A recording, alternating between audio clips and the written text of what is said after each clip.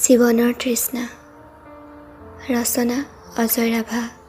আবৃত্তি আকাংক্ষা তামুলী। পোহৰ বিচাৰি যাওঁ। সুবিশাল আকাশখনৰ মাজত পাওঁ মাথো আন্ধাৰৰ খোলা।